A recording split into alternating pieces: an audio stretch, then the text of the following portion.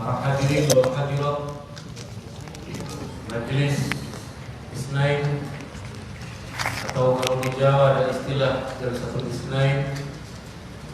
Alhamdulillah, saya meskipun jelek-jelek begini, ada yang mengajak saya ke dalam muwasalah bersama dengan para habaib, juga bersama dengan kiai. Alhamdulillah, mungkin karena faktor saya yang kurang ganteng itulah para habaib dan para kiai merasa belas kasih kepada saya.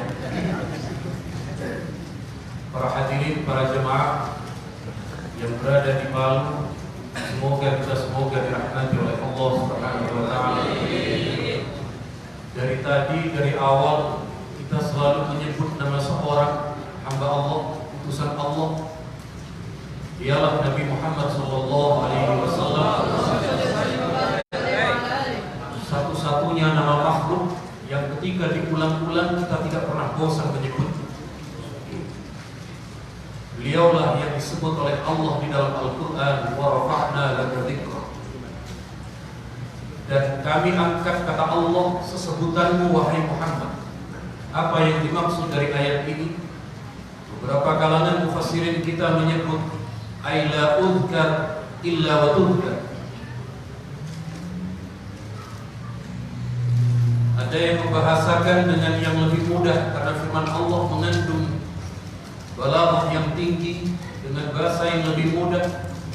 Tidaklah disebut nama Allah kecuali di sana disertai pula sesebutan nama Muhammad, Nabi kita Rasulullah sallallahu alaihi wasallam.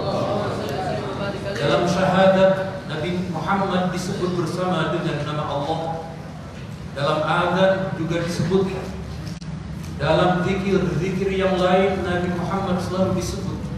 Sehingga sekali lagi, meskipun Anda menyebut nama Rasulullah tiap hari, tiap saat, tiap detik, tidak pernah membosankan bagi kita semua. Itu yang pertama. Yang kedua, ketika semua lantunan sholawat kita baca dari awal sampai akhir, ada seorang sahabat bertanya, dan ini disebutkan banyak dalam redaksi hadis, riwayat Tabrani, At-Tirmidzi dan lain sebagainya. Nabi bersabda begini. Nabi ditanya oleh sahabat, "Ya Rasulullah, ara'aitani in ja'altu salati kullaha du'aan alaih." Nabi, apa pendapatmu ketika seluruh salawatku adalah menjadi sebuah doa? Nabi menjawab dengan satu jawaban yang ringkas, "Idzan yakfika Allah ma hammaka min amri dunyaka wa akhiratik." Kalau kamu menjadikan seluruh doamu itu adalah sebuah salawat, maka Allah yang akan mencukupi bagi apapun masalah yang engkau resahkan, baik urusan di dunia maupun urusan di akhirat. Allahumma shalli ala Muhammad. Sekali lagi, ketika kemudian ada salawat dalailul khairat, ada salawat senandung dalam Diyaul Lami, ada juga dalam Burdah Barzanji, Maulid Habsyi, Sintud Durar dan lain sebagainya. Secara keseluruhan doa itu adalah berisi salawat. Jangan pernah Anda anggap itu sebagai sebuah salawat biasa yang hanya kita peroleh di akhirat kelak, tidak. Tetapi untuk urusan duniawi kita, untuk urusan problematika kita di alam dunia ini, Allah telah membukakan jalan, Allah telah memberikan kemudahan. Segala apapun urusan kita, sekali lagi di dunia dan akhirat. Fahimtum? Maksud saya, Anda sudah faham apa belum? Berarti ketika saya bertanya fahimtum dan Anda menjawab fahimna, berarti di sini banyak yang menjadi santri, banyak yang faham bahasa Arab. Sekali lagi saya ulangi, fahimtum? Palestina. Antum diganti. Sekali lagi, fahimtum? Filipintum?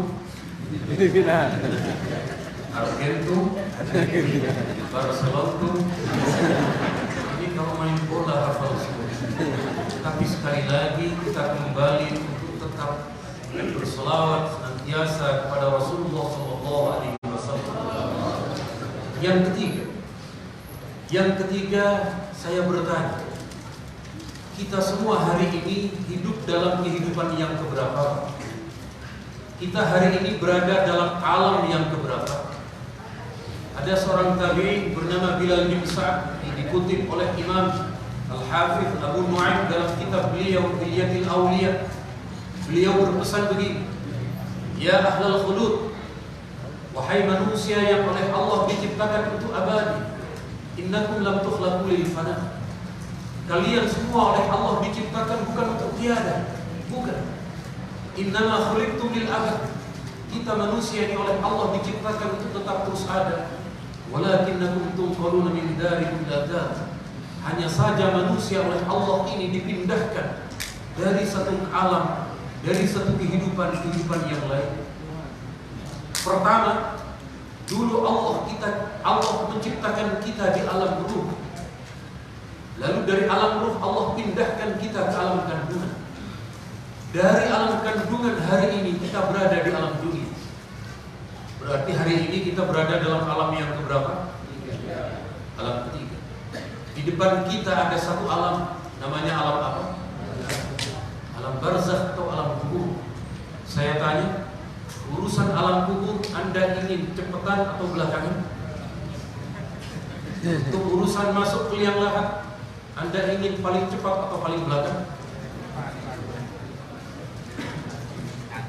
Yang mana yang diinginkan? Tidak ada yang berani menjawab. Urusan surga kita ingin masuk duluan. Ke alam kubur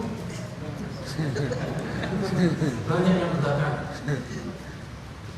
Saya doakan semoga yang hadir sehat walafiat panjang umur.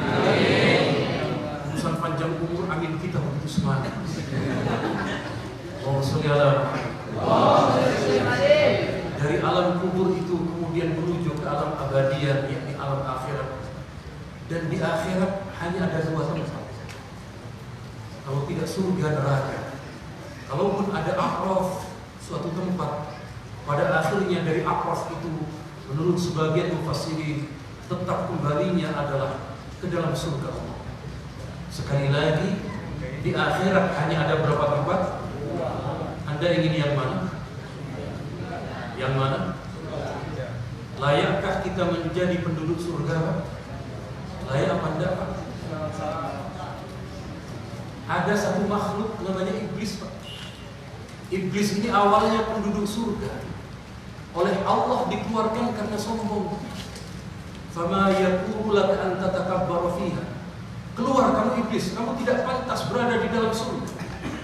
Di surga ini tidak layak bagi orang yang sombong.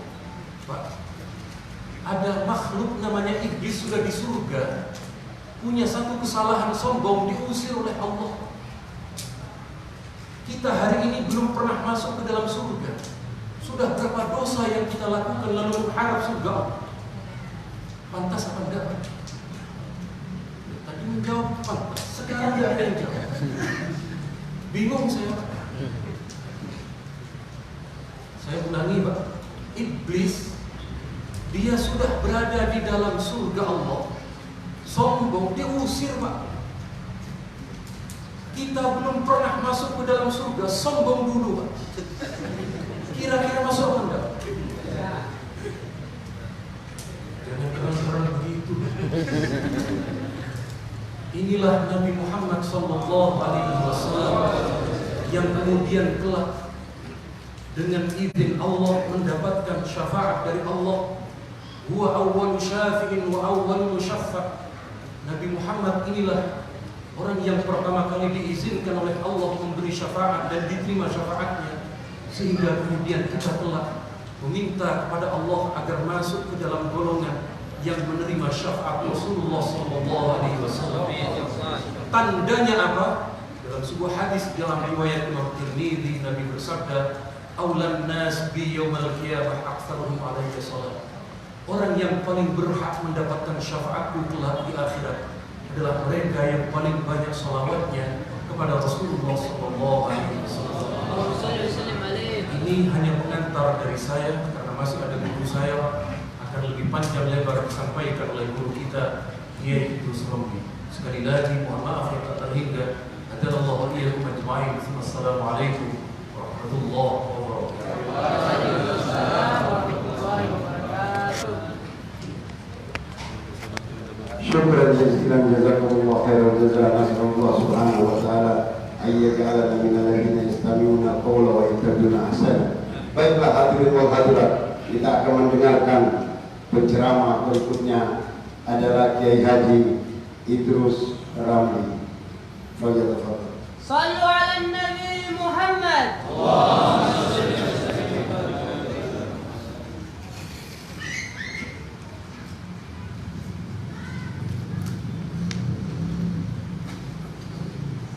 Assalamualaikum warahmatullahi wabarakatuh. Waalaikumsalam warahmatullahi wabarakatuh.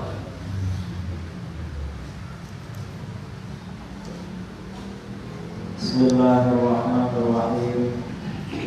Alhamdulillahi rabbil alamin. Lahul hamdu wa lahul fadlu wa lahul ni'matu wa lahul thana'ul hasan. أشهد أن لا إله إلا الله وحده لا شريك له وأشهد أن سيدنا محمدا عبده ورسوله. اللهم صل وسلم على سيدنا محمد مفتاح باب رحمة الله عدد ما في علم الله صلاة وسلاما دائمين بدوام ملك الله وعلى آله وصحبه أجمعين. أما بعد.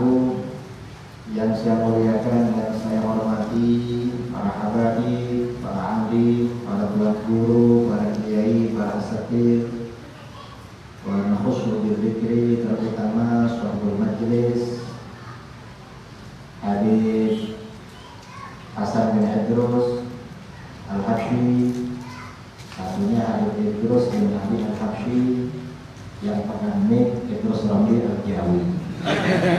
Ada hanya juga cuma Jawi.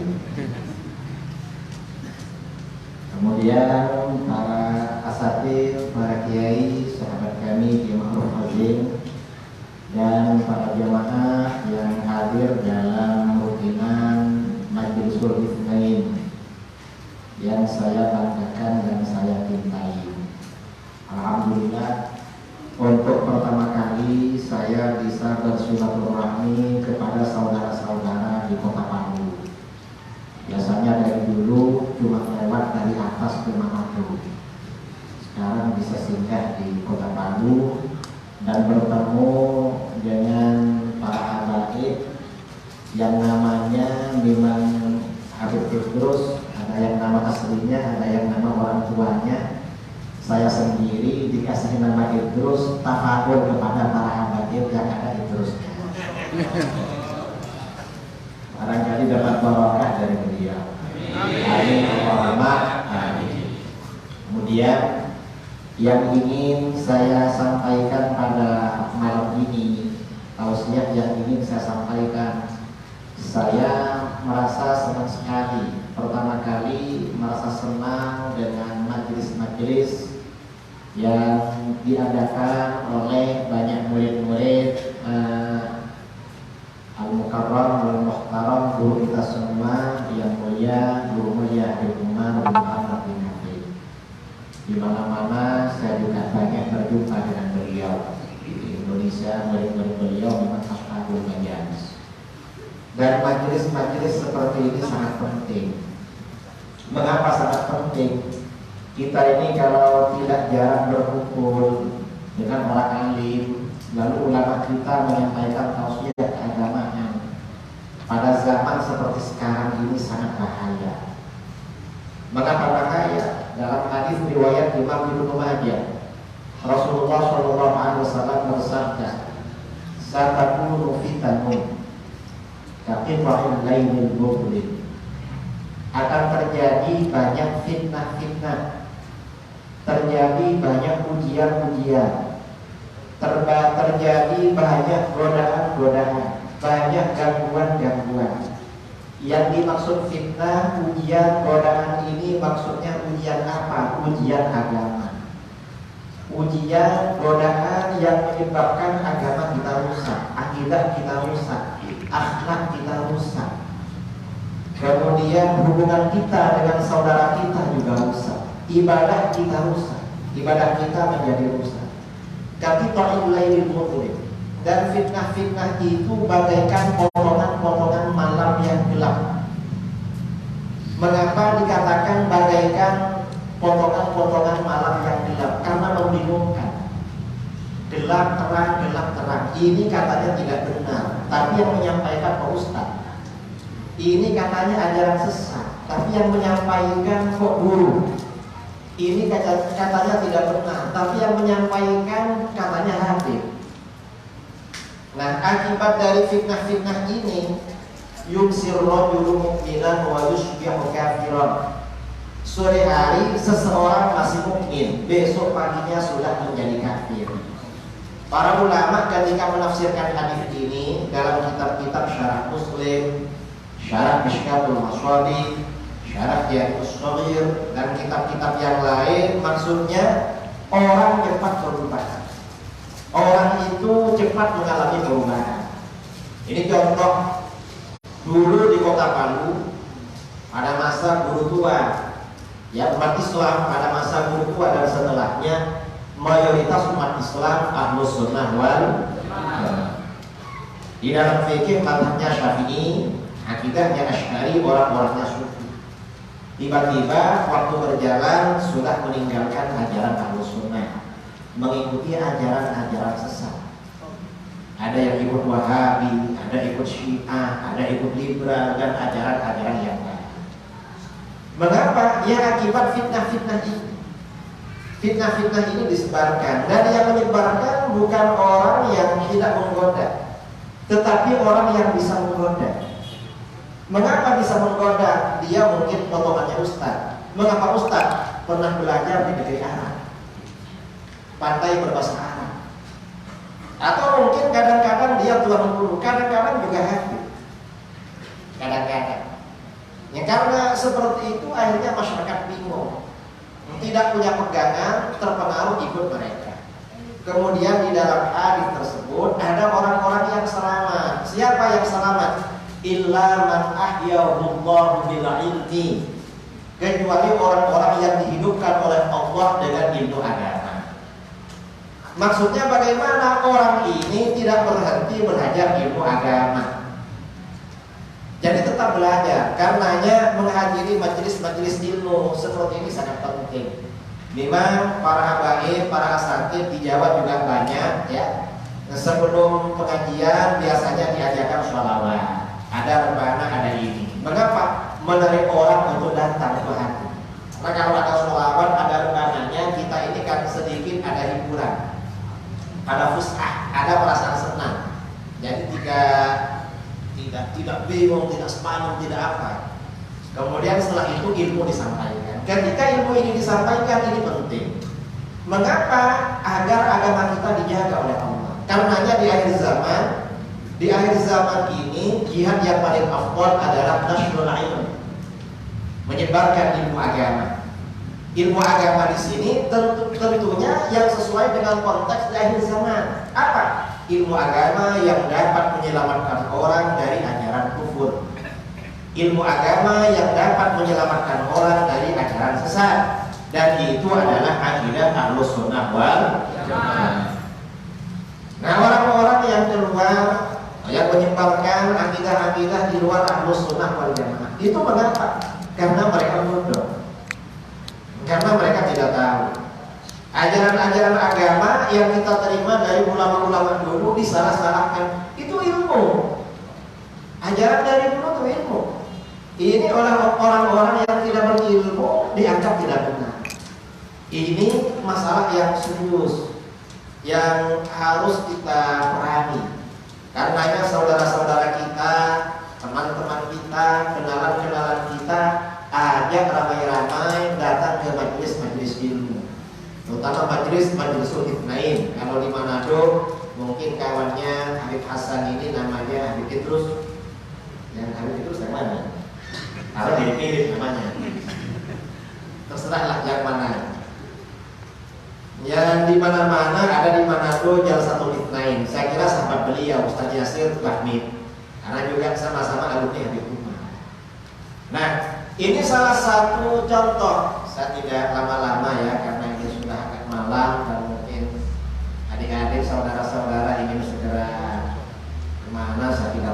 Ini masih bisa lanjut? Masih. Oke, kalau begitu bisa ya?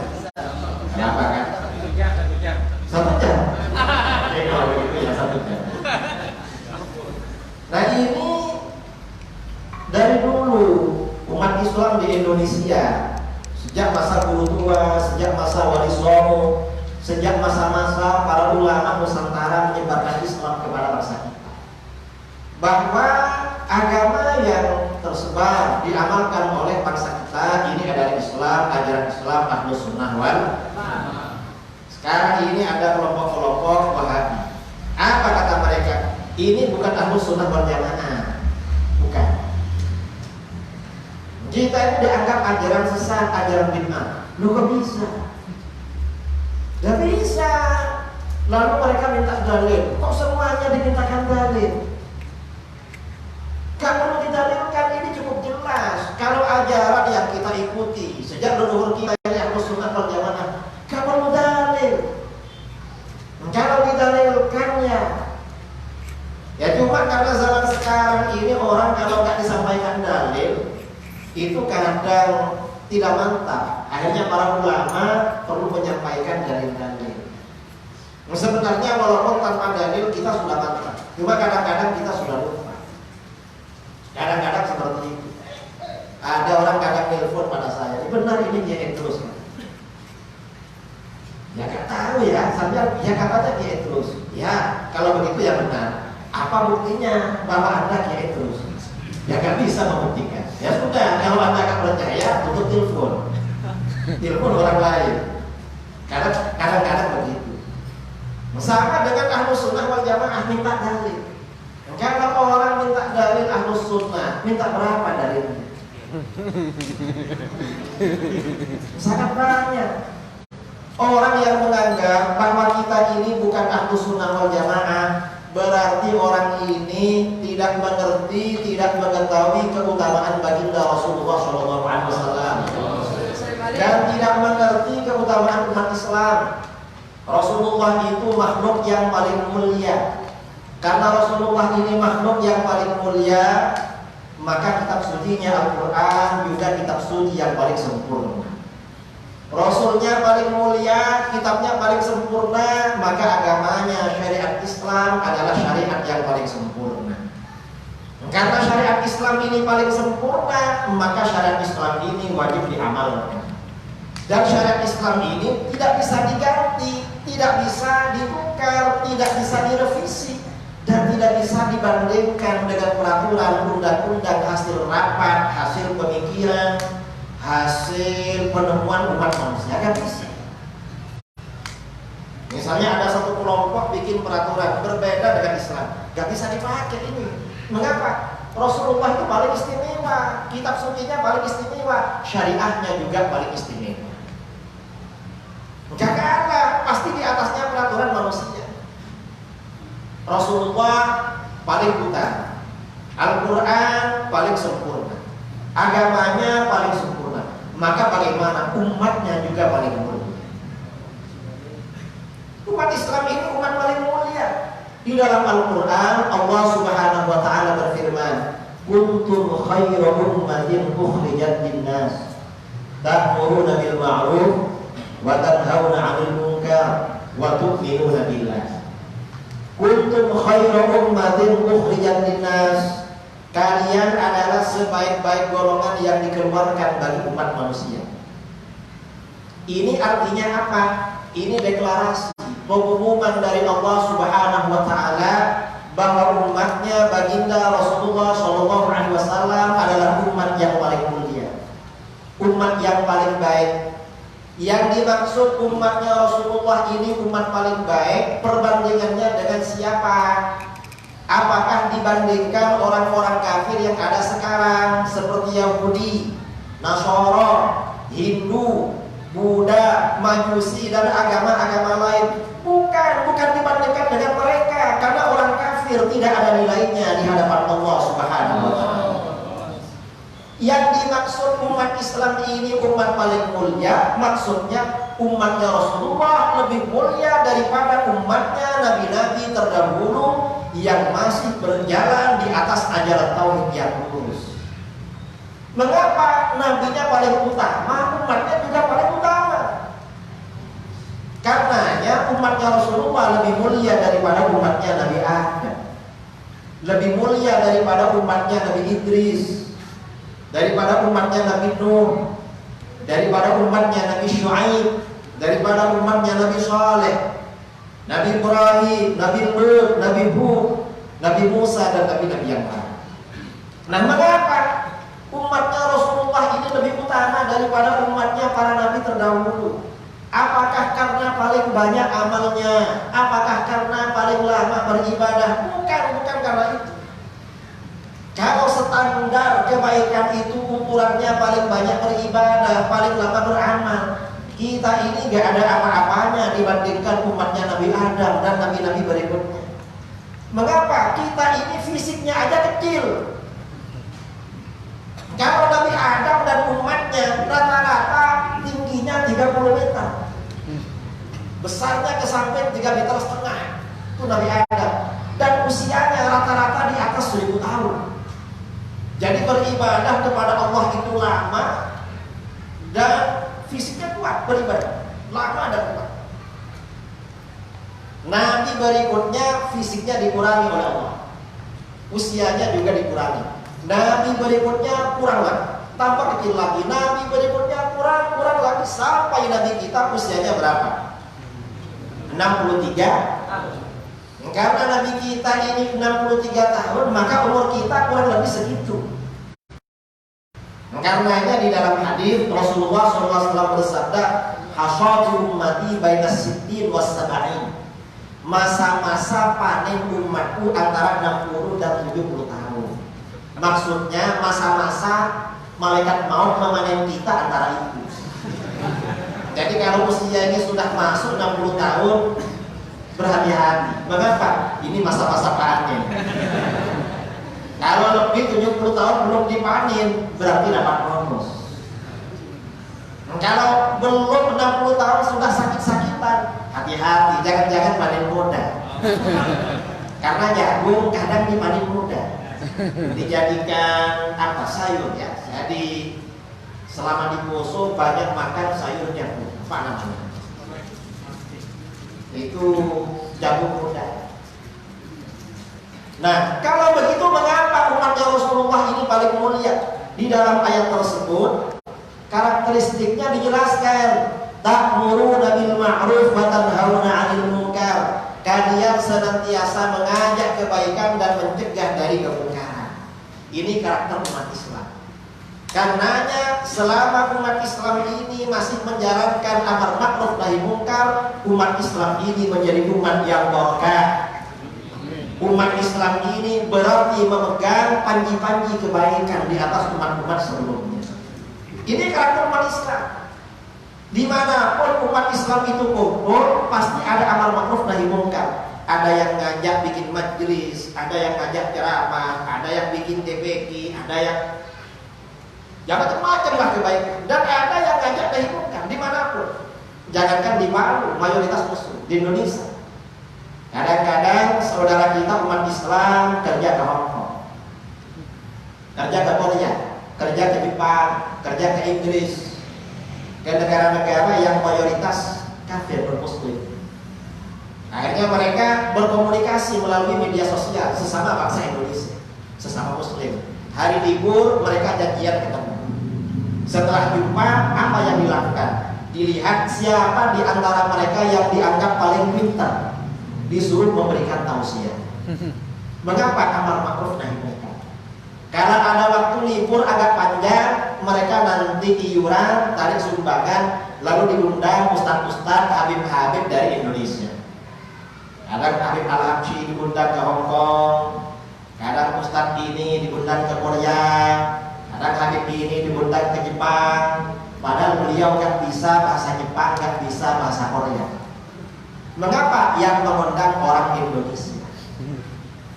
Ini amar ma'ruf nahi munkar.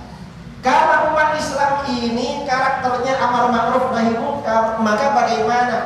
Selama amar ma'ruf nahi munkar ini terus dijalankan, maka bagaimana ajaran Islam dijaga oleh Allah? Dijaga oleh Allah. Karena ajaran Islam ini selalu dijaga oleh Allah, maka bagaimana? Mayoritas umat Islam selalu berpegangan istiqomah dengan ajaran Ahlus Sunnah wal Jamaah. Ini di mana-mana. Walaupun Wahabi itu ada, tapi gak bisa mayoritas. Mengapa? Mayoritas mereka dijaga oleh Allah. Yang penting ikut ngaji. Kalau gak ikut ke majelis, ini bisa terkontaminasi, tergerus, terpengaruh dengan faham-faham mereka. Dalam hadis riwayat Imam Ibnu Majah dari Anas bin Malik radhiyallahu anhu, Rasulullah SAW bersabda, "Innallaha la yajma'u ummati 'ala dhalalah." Sesungguhnya Allah tidak akan menghimpun umatku di atas ajaran kesesatan. Artinya kalau para ulama umat Islam berijma, maka ijma itu menjadi standar kebenaran yang mutlak. Ijma itu menjadi hujah yang wajib diikuti. Keluar dari ijma mengikuti ajaran sesat. Ini ijma. Karenanya umat Islam di mana-mana harus tahu masalah-masalah yang menjadi ijma ulama.